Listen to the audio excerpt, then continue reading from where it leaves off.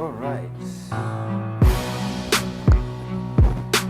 Hamjambo, good evening, good morning from wherever you are. Welcome to today's show. Tuko chonjo, we are motivated. What else do you expect ukiwa na bwana Viti karibu? We meet again, bro.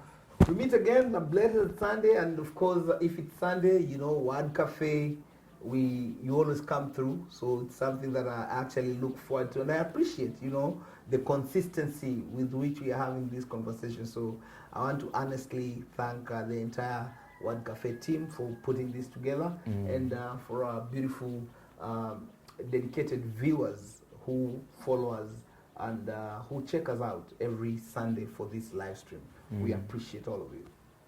I noticed people are watching and listening, are learning. They are living well from what they are learning, by the way. I'm humbled to hear that. They are listening. Remember, they are listening and then they are learning. And then they are living well. Absolutely. And I think that's what Word Cafe, basically, the philosophy of these conversations. And I want to thank the entire team for putting this, because as long as somebody can use some of the insights we share and make themselves better, I think it's something to feel good about, and to thank God that this is happening and lives are being improved. How was your week? My week has been a blessed one. It was super busy and very productive. I actually, my highlight was we were doing training for the senior management and the leaders of the various branches from Steamer Circle. So it was pretty very productive week, and I mean, I interacted a lot with these branch leaders, and the insights we shared, the conversations we had, really opened my mind. Especially, you remember when I called you and told you, I think through that training, I felt we needed to share some of the success habits that we need to foster today and beyond. Because there are conversations I had with them, and like, really, this is what we need.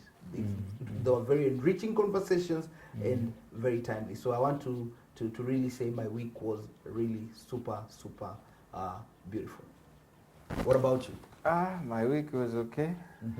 Ushawahi chemsha ndengu? Yeah, nimechemsha ndengu. Ndengu? Yeah. Zile ambazo ziko dedicated for food. Za kuiva. Yes, will stay under the water.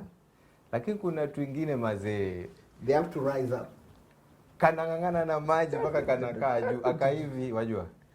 Try eating one. It will mess with your teeth, man. Because it's already, it's still raw, first of all. And then you wanasema where wheat is separated from the chaff. So it's the chaff. That's why it can't cook. Yes. So ndo hivyo, hata kwenye technical wakati unafanya setup, kuna tu vitu tumejificha tu.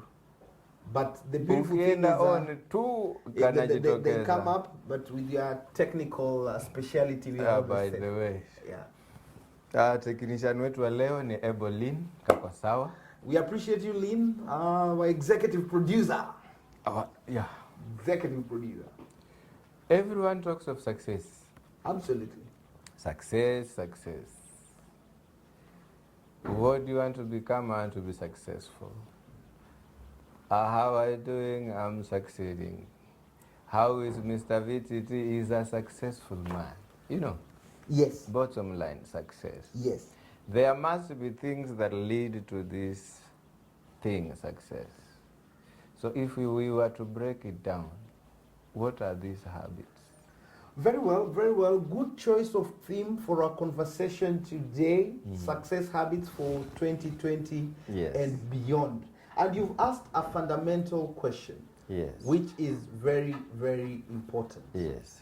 Success. And why does everyone gravitate towards success? Yes. I believe that's how our Creator made us. Because the good book tells us He had good plans for us. Plans for success and prosperity. Yes. So even before we were conceived, God already had these good plans for us. That is why every human being gravitates towards success. But then it's important for us to ask ourselves, What's your definition of success? And I think for me, the best definition of success is the progressive realization of a worthy ideal. That progressive realization of a worthy ideal, for me, I think it's the best definition of success. Why? Because you determine your own success steps. Nobody else determines it's for you.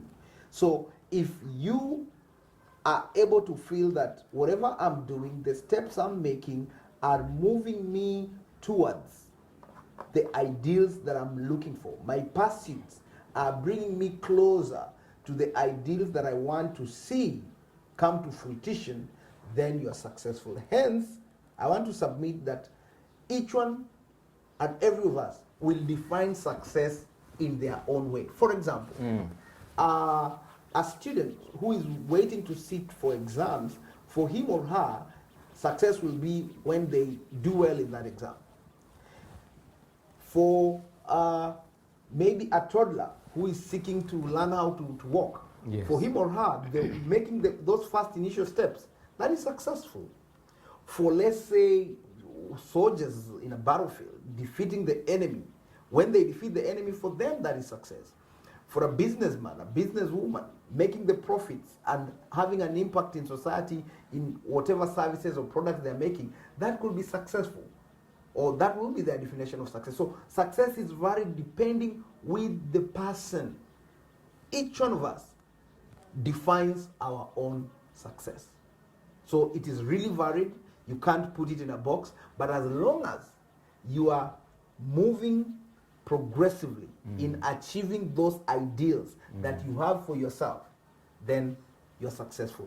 And then, of course, we should never confuse success with a destination. No, that nikifika hapa, then me, I'm successful. Nikipata hiki, then I'm successful. You live in an illusion, because success is never a destination. It is a progressive journey. Habits the success in 2020. Of course, a lot has changed, and we are all cognizant to that fact that things have changed, especially with the pandemic. When the pandemic happened, it was a wake-up call, a call for us to evolve in how we were doing things. And we've said in this live stream previously that indeed some things now, or many things now, have to be remodeled again to suit the needs of the time. And that's why when you shared that particular topic on success habits 2020 and beyond, I was really excited, because indeed the future is here. Some of the things that we were maybe anticipating are now here. And to go straight on some of these success habits that it's very imperative that we have them in our life and in our businesses is clarity in terms of collaboration. Yes. We are now having a shift from competition to collaboration. If you are doing any business, you are in any business, whether you are giving services or you are selling commodities, you need to look at a way to collaborate more than compete. Why? The market today is leveraged on whom are you partnering with.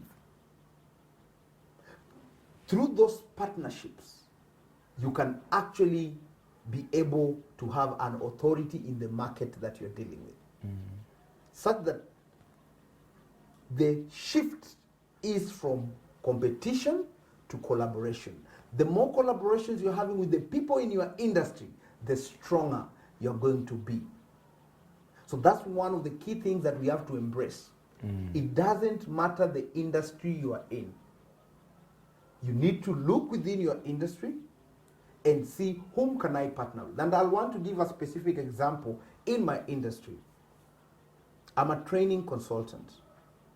Hence, I need to know the trends within the market. And one of the key things that enables us to stay relevant and even to continue doing business is by partnering with other consultants and to leverage on our strengths. Because sometimes, for example, in our industry, you might get business in terms of training. Yes. Maybe a particular company wants this particular training. Yes. And say you're not really very averse with the units that are supposed to be discussed. If you have a pool of other consultants that you work with, it's easy for you to, you know, collaborate and say, I know you're really having strength in this particular area, so come in and let's do this. Hence, you end up giving an A game where the client will be really happy, and we all know a happy client will be able to share with another client, and you get referrals, and business gets better, as opposed to saying, let me just do this myself. Then you go doing a work job, you mess up your name, you mess up your brand. So looking here, when you collaborate with others and you bring in a strong team to support you, trust me, you go far. And through that, you'll create more networks. Through the networks that you've created, you will even generate more businesses, and the work ethics is going to be above board, and probably your influence and impact will be better. And this runs across all industries. So collaboration is key as opposed to competition. And that will be the first success habit that we all need to incorporate in today's market. So if I'm in the same business as you are, yes, instead of me competing you, I collaborate with you. You can say that again perfectly. We don't need to compete with each other. Tusingangane, because the market ngoja nauza maembe, unauza maembe. Yes. Tusingangane, customer nunua kwangu, wewe nunua, tusingangane. Tushirikiane. Tuulizane. Wewe maembe yako unayatoa wapi? Na pengine kwa bei gani? Mpeketoni. Mimi yangu nayatoa wapi na kwa bei gani? Je, leo tukicombined na tuseme we want to supply a supermarket. Sema yako inatoka Mukamuku. Yes. Unajua Mukamuku ni wapi? Nieleze. Paka Ugugu. So the effect here is to make combine tuuze haya maembe yetu on a wider market. We could easily go to even a hotel and tell them we will supply you. And you are now sure, because you have combined your effort, reliability of supply will be there. And even the volume will be there. You could approach a supermarket as opposed to now just selling, maybe just doing your merchandise by the roadside. So combining the effort creates a bigger market share for you guys, as opposed to uza kivyako niuze kivyako. So the power of collaboration comes in. Okay. Yes. Like I was having this conversation with a particular photographer. He's really doing very well. He has a studio, and what he has done, he has collaborated with models and content creators, such that he comes up with a theme on a particular shoot. Then he approaches these models and he incorporates them in this project. Then, of course, they are going to share these works on their social media handles. What does that create? Visibility for him, as much as the models are also getting visibility in different agencies. Way. So somebody will be able to, hey, who did this for you? Of course, they'll be able to see the credits on whoever did this. And that creates visibility, which later on is easy to bring new clients to your brand. Tabia moja ya success. Tabia moja ni kushirikiana. Kuacha competition. Competition isiwe, let us not be driven by competition. Let us be driven by collaboration. Okay. The gains in collaborations are more. I think we've even seen this on big industries. The other day, NIC merged with Commercial Bank of Africa. And these were two big brands. But they came together to provide a formidable force. Hata kuna time, yes. Warner Brothers wamewahi merge na very big brand. Warner Pictures, the Warner Bros. Yes. You see? And these are big conglomerates. You see? Hey, okay. So merging, coming in together, and even on the social media circles, we know very well, Facebook bought WhatsApp and bought Instagram and, created all this powerful machine, So, ladies and gentlemen. By the way, Best alitengeza WhatsApp, yes. Alikuwa amenyimwa job Facebook. Sasa angalia.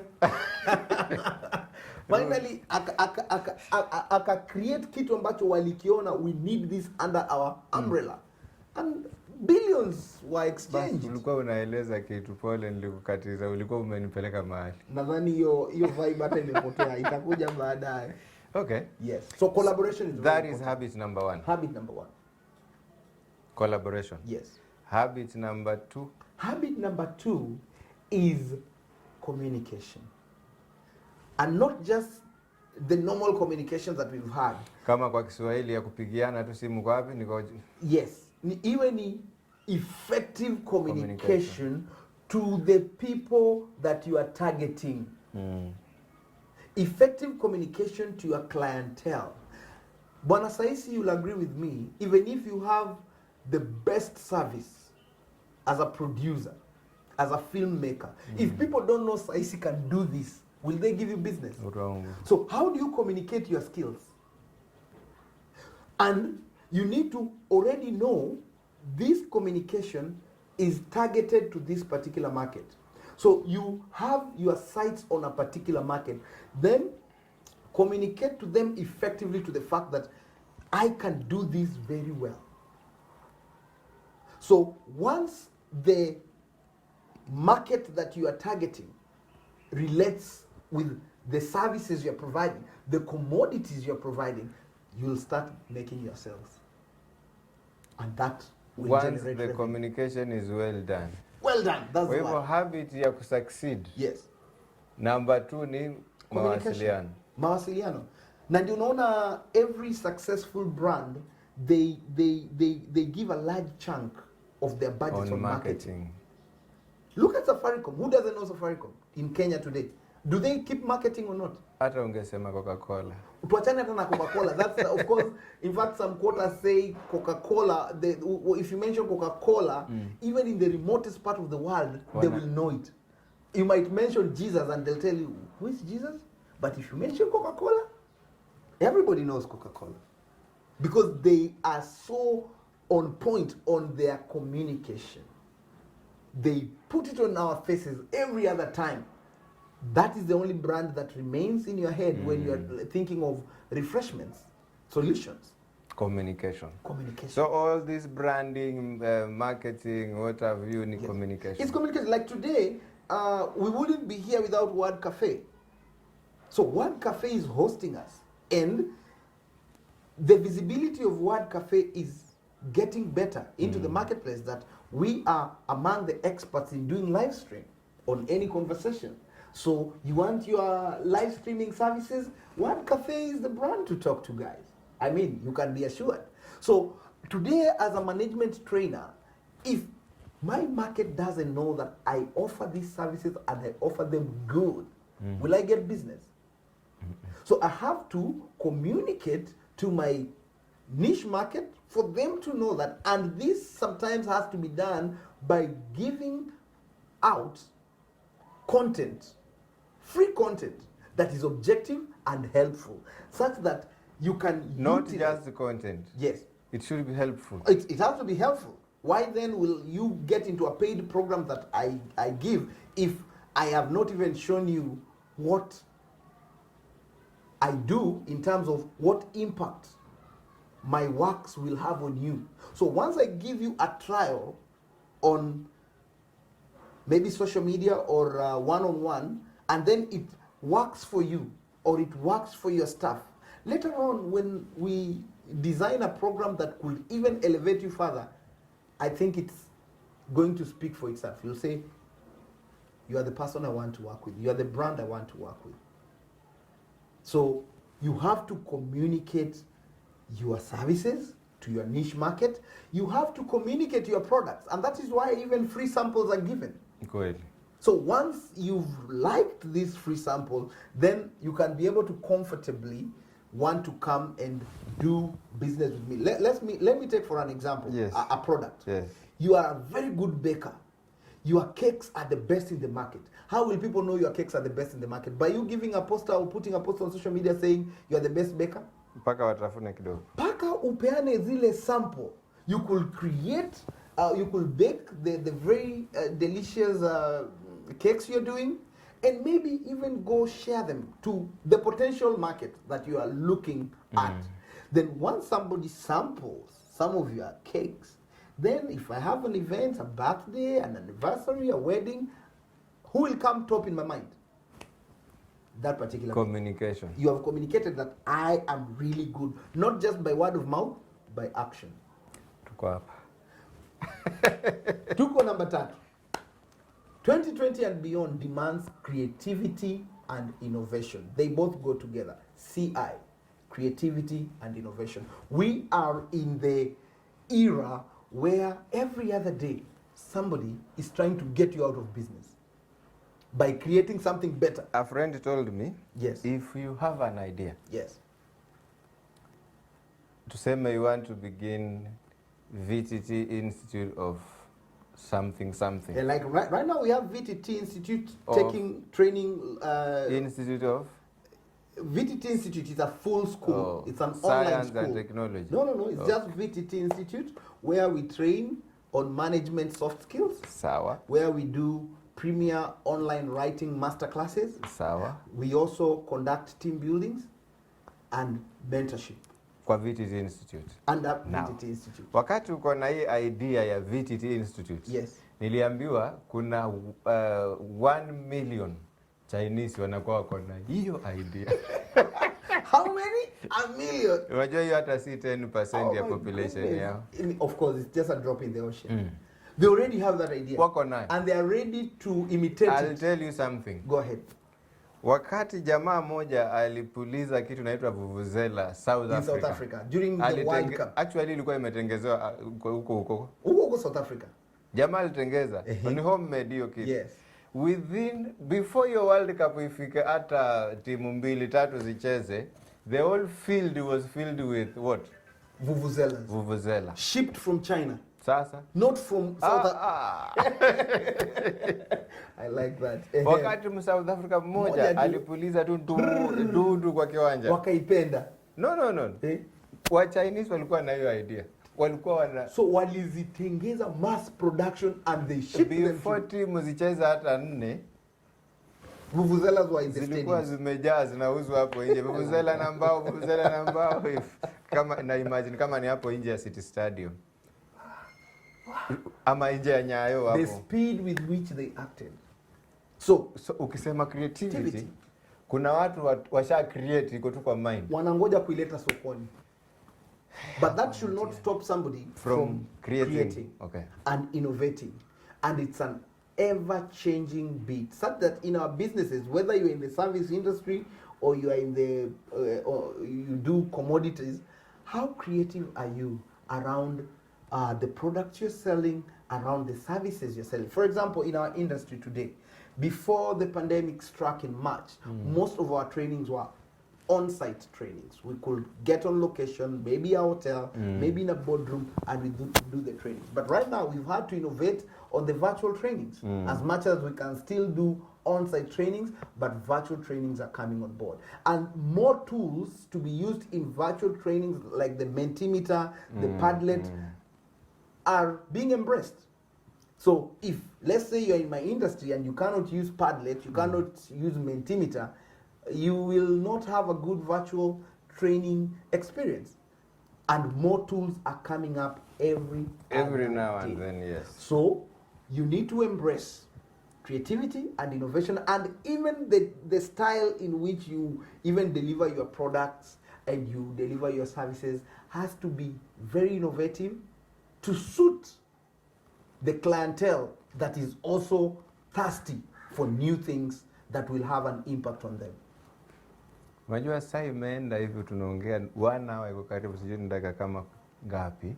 And our time is well spent. The discussion is getting better. Lakini number 4. Twende number 4. Twende to number 4. So we've talked of collaboration. Tutamaliza. We've talked of collaboration as the first success habit for 2020. Collaboration, then communication. Effective communication. Effective communication. Then creativity and innovation. Hapo ndio kuniambia kwa Kiswahili. Angalau ushirikiano, mawasiliano.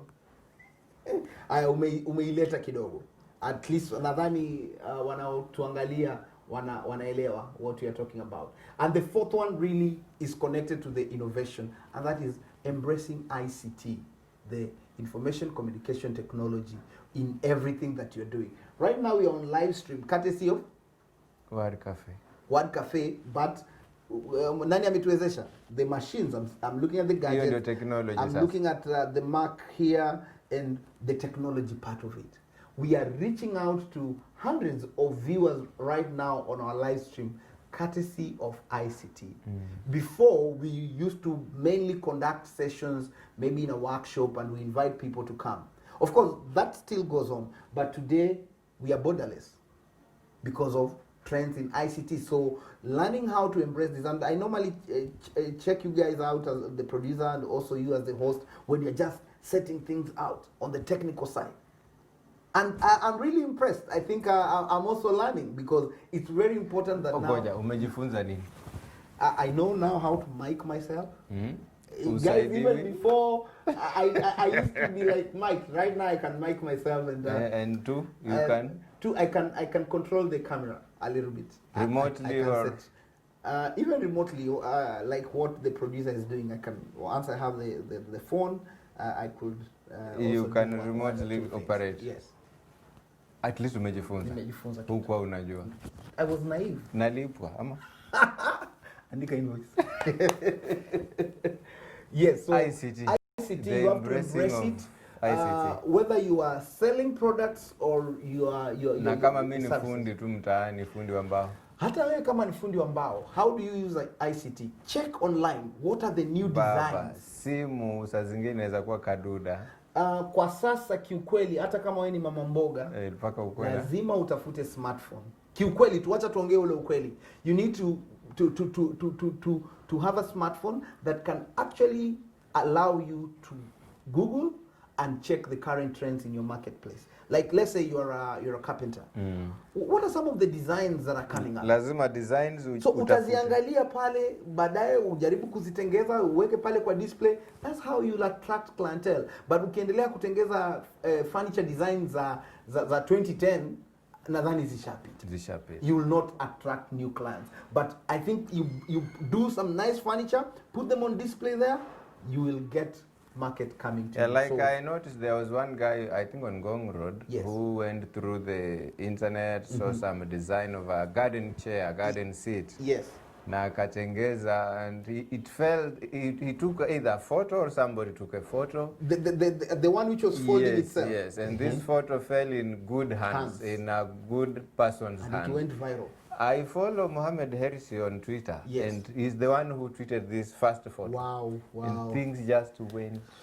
I'm told, I think he was even featured on TV. He really got lots of orders. Including Deputy President pia alimwalika akampelekea kiti kule kwake. And you saw, I'm very happy you've brought that, Bona Fred, because you saw the innovativeness of that particular garden table. At one point it could be a chair. Yes. At another time, it's actually now a table with seats on the side. Yeah, and so that is what innovation does. That's what innovation does, and also being online. ICT. Yeah, ICT, you're able to check what are some of the new designs coming up. How can I tweak them a little bit to suit the Kenyan market? And there was another guy who made a hospital bed. And even the president mwenyewe akaiendea akampa tender.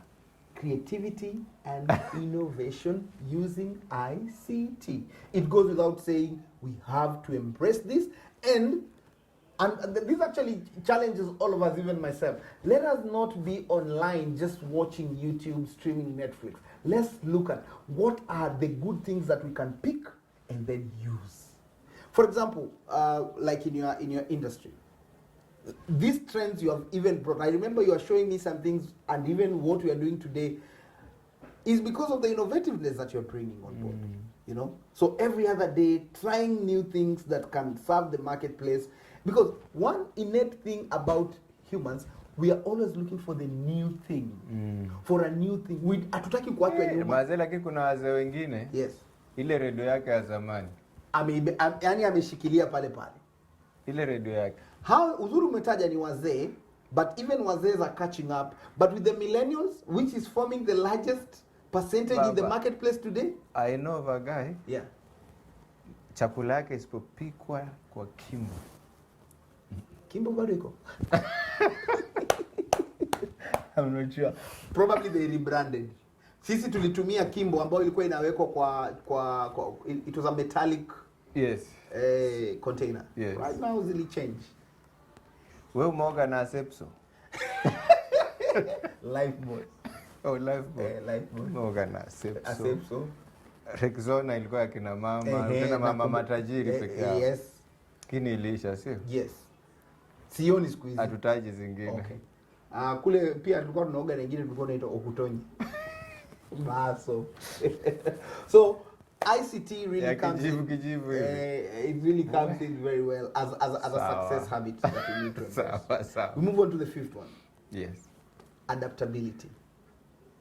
How adaptable are you? Moja. Tukitoka hii tumemaliza ilikuwa ni teknolojia. Yeah, information communication technology, embracing it in our biashara. Kuembrace hapo nitaruka sijui kuembrace lakini kuembrace teknolojia kwenye mawasiliano. Exactly. Na utendaji wa kazi. Sawa. Yes. Twende tu kwa ya tano. Adaptability. Adaptability kwa Kiswahili ndio sitajua. Adaptability kwa Kiswahili nadhani ni kuadapt ile kuweza kubadilika na wakati. Kubadilika na mifumo inavyobadilika. You can correct me kwa later. So adaptability is very key because like if you are rigid you will break. You'll break. And we've said this before. It is not the most intelligent or geniuses or above like A players who win. No. It's always the most adaptable. How are you adapting to the times? We know when Kodak refused to adapt into the way they were making their films, what happened to it? It closed. It closed shop because memory sticks came, smartphones came, digital cameras came. So the film thing died. But Kodak was like, no, and we know Kodak was a successful company. Hata Nokia. Kuna mahali Nokia ilichemsha. Actually, it came and died because Nokia did not want to accept the Android system. And they took a long time. Samsung came, other brands came, now Peter. So what are we saying? Adaptability is very important.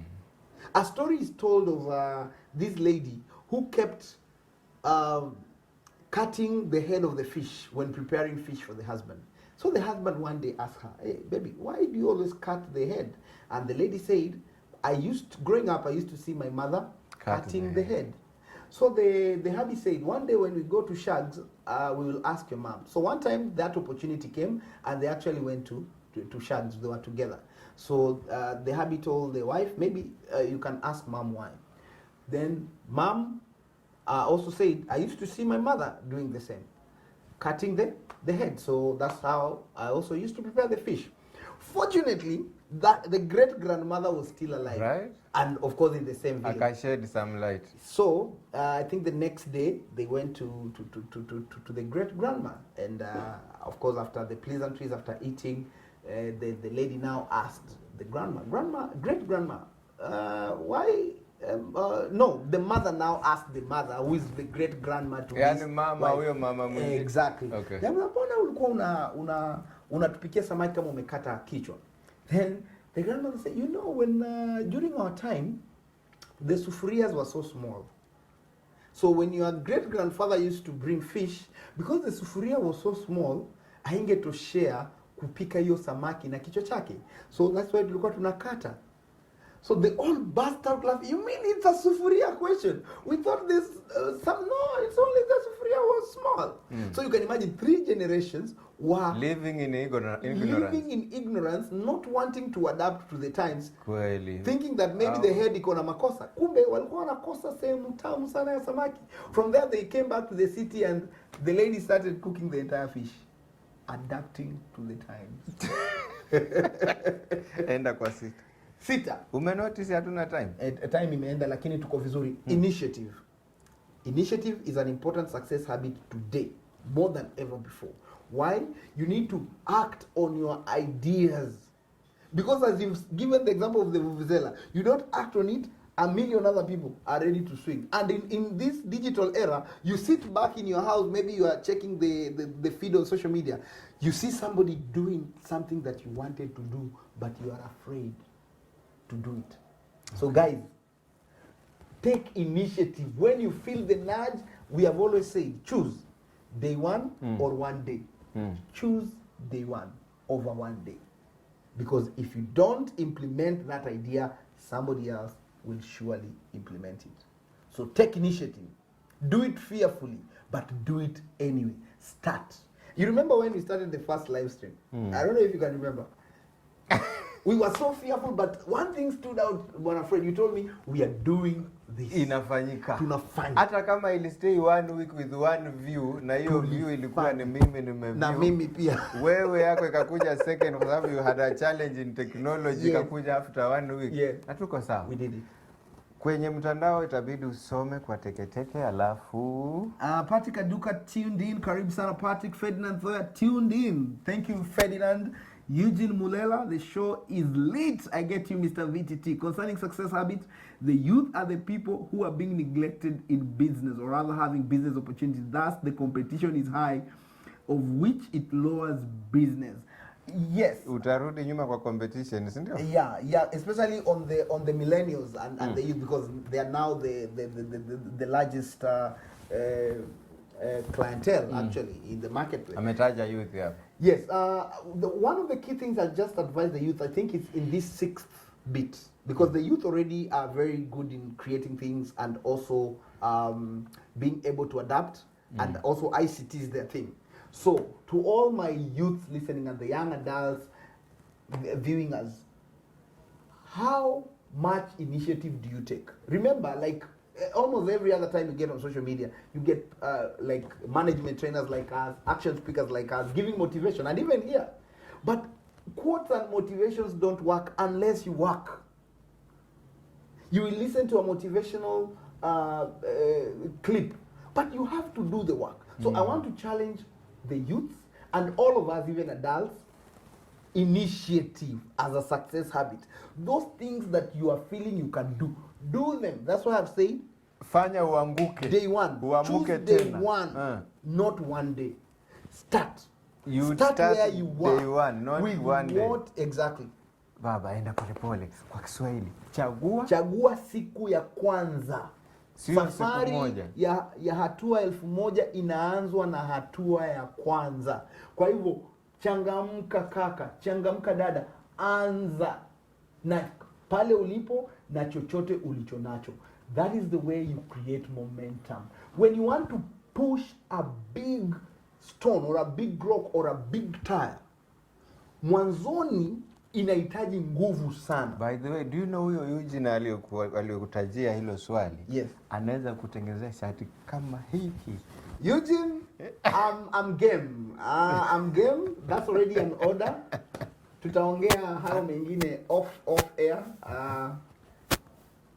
Ningarishe. Umetetea hapa na brother Saisi. You are pitching already. All right. I'm not pitching. Yeah. That no, is I mean, if he does good stuff. Hiyo najua anaweza. Sure bet. Hiyo anaweza. Sure bet. Hivyo nisilale tu niseme kwamba siku moja nitafungua duka. Fungua. Hata kama utaanza kuuza unga peke yake. Nisilale tu nikasema one day I wake up. I begin with anza na hiyo unga moja, iuze.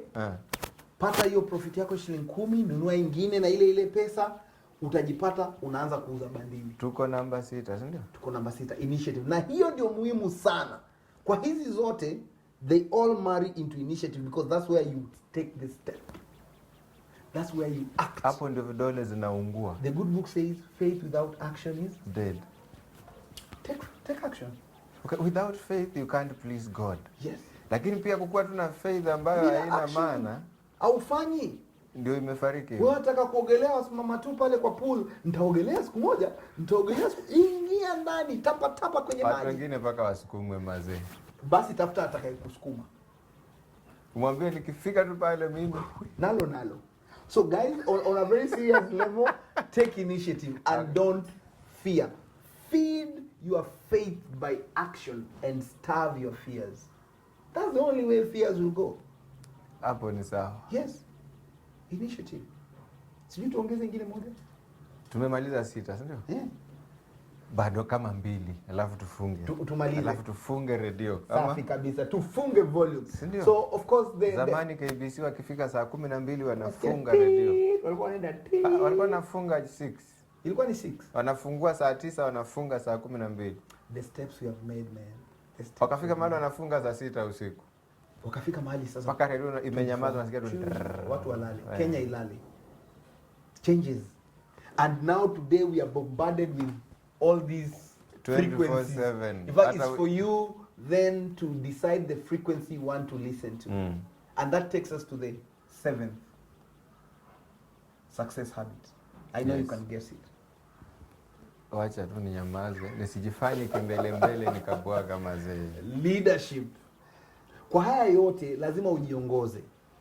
Wewe mwenyewe, wewe ndio kiongozi wako. It's called self leadership. You must be able to lead yourself.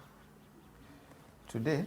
I was talking to my own pastor. Good. Matters leadership, and I said, the leadership role that I have, nikimalizana nayo labda ndio nitachukua nyingine. That was leading myself. Absolutely. Nikiweza kujilead, I can lead. Yes, I can take other roles within the church space. Yani nikifaulu kujiongoza, yes, naweza chukua role nyingine. Bila shaka.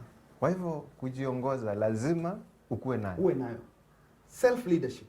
You must practice it, and you know, self leadership dictates that you embrace your ideals, your philosophy in life, and then you create a discipline around that. And that's normally the hardest bit, because it calls for a lot of discipline, which creates a nerve within yourself to push you even when you don't feel like. Remember, sometimes motivation ya kufanya jambo inashuka. But when you have personal self-leadership, you will never forget the why that made you start something. If, for example, on these our live streams on Sunday, sometimes there are a lot of reasons for us not to do it. Kabisa, but like I'm always happy that I'll see you, and even when I'm feeling like, this Sunday maybe you could take a pass, we still do it. That shows some level of self-leadership and discipline. Because like right now, unless really there is an emergency or something, it has to happen. It has to happen. Because we've decided we will lead ourselves on this. Usiku ama mchana itafanyika. Lazima ifanyike. Maliza. So self-leadership, guys, is very important. And it's a very personal thing. Of course, it's a wide thing, but it mainly demands discipline. And this is what separates people who eventually actualize their ideals. How long are you willing to be in there? And the commitments you made for yourself, bringing them to a reality. Right. So do not forget the promises you made for yourself. Let the why that made you start something be your motivator, and that will create a leadership ethic in you. And that is what will even attract clientele. That is what will attract support that will be able to make you realize the goals that you want. Kumebaki kamoja. Nadhani tumalizie hapo kwa leadership. It crowns them all. So tabia hizi unaona watu successful wakiwa nazo, za reading nini, it evolves around these 7 points. It actually encompasses the 7 points. They are very good in adapting, or ama sijui tuanze mwanzo mpaka mwisho. Kimbia tu hivyo. Collaboration, wengi. Hakuna industry can succeed bila hiyo collaboration. So when you and maybe actually, and I'm happy you've brought it, Bwana Fred. Let this be the assignment to our viewers. Just go and check, evaluate yourself, and even evaluate the industries you're in. You'll see a reflection of these 7 ideals. Collaboration will be there. You'll see effective communication, really on what people are doing and the market needs to hear. You will see creativity and innovation really coming on board. You'll also automatically see the influence of ICT. By the way, hiyo imekwama na Safaricom kitu kama M-Pesa. Hata Airtel wakikuja na M-Pesa ni wanashindwa hata wakitoa. Inakuwa ni M-Pesa ya Safaricom, M-Pesa ya Airtel. Yes. Ama ushaona Kiwi ya Crown? Kiwi ya crown. Yani, ile ya kupiga viatu. Yani kuna hata ukinunua Colgate ya close up. Sijui kama unanipata. Nakupata kabisa. Bado utaona tu ni Colgate. Utaenda kununua omo ya toss. Exactly. So ICT itakuwa pale, then adaptability bila shaka itakuwa mahali. Ni kama Sprite ya club, si ndio? Bas. I think hizi brands zenye tunazitaja guys, they are marketing. Wachana na.